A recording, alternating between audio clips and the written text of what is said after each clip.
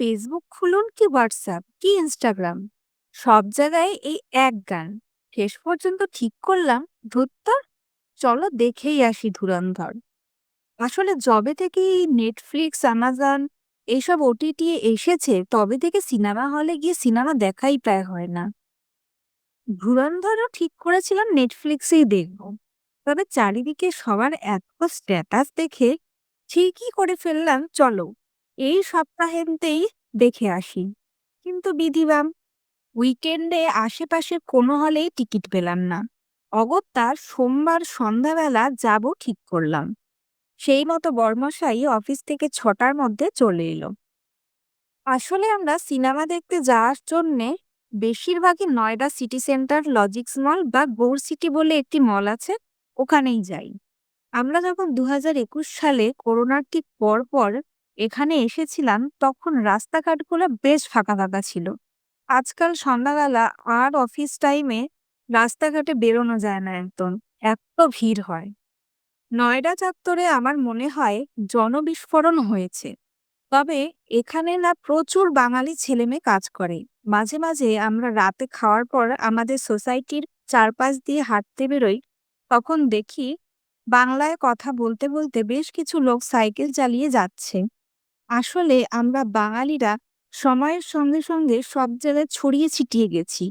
এই দেখুন না, আমাদের ওপরে এক বাঙালি ভদ্রলোক পরিবার নিয়ে থাকেন, মাঝে মাঝে আসেন আমাদের বাড়িতে।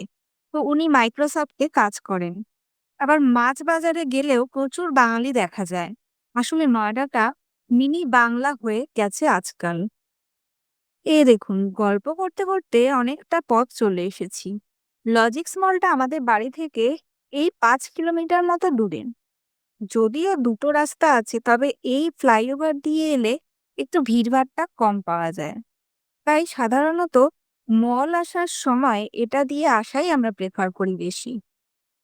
এই রাস্তায় ইসকনের একটি মন্দির পড়ে, একদিন আপনাদের নিয়ে আসবো, মন্দিরটা বেশ সুন্দর। এই দেখুন, বলতে বলতে মলেও চলে এসেছি আমরা। জানেন তো, আগে আগে মলটার নাম ছিল লজিক্স, এখন নাম হয়েছে ভুটানি ইনফ্রা মল। যদিও আমরা এখনো লজিক্সই বলি। এই মলের পার্কিং স্পেসটা বেশ ভালো, গাড়ি রাখার অনেকটা জায়গা পাওয়া যায়। শীতকালে মলগুলোতে বড্ড বেশি ভিড় হয়। যদিও নয়ডা চত্বরে এখনো আগের মতো এবার ঠান্ডা লাগছে না, মনে হয় বায়ু দূষণের জন্যেই।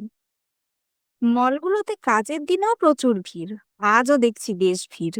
বেসমেন্ট ওয়ানে তো জায়গা পেলাম না, শেষ অবধি গাড়ি নিয়ে আমাদের বেসমেন্ট 2-এ যেতে হলো। লজিক্স মলটার সব মিলে ৩টে তলা আছে, ছোটখাটোর মধ্যে বেশ ছিমছাম মলটা।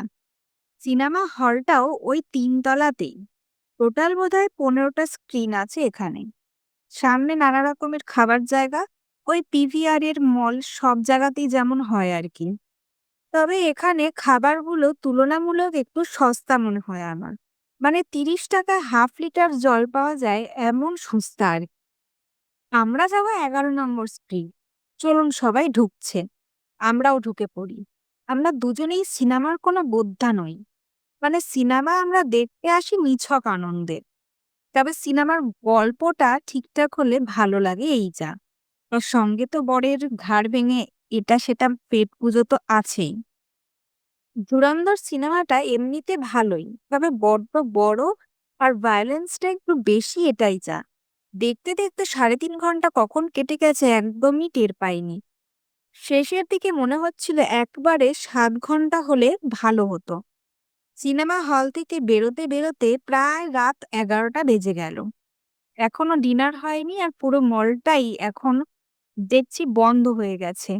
যাক, জলদি বাড়ি গিয়ে চটপট কিছু বানিয়ে নিতে হবে। আজ তবে এটুকুই থাক, বাকি কথা অন্য কোনো ভিডিওতে অন্য কোনো দিন হবে। আসি, সকলে ভালো থাকবেন আর আমাদের চ্যানেলটা প্লিজ লাইক, শেয়ার ও সাবস্ক্রাইব করে দেবেন, পাশে থাকবেন।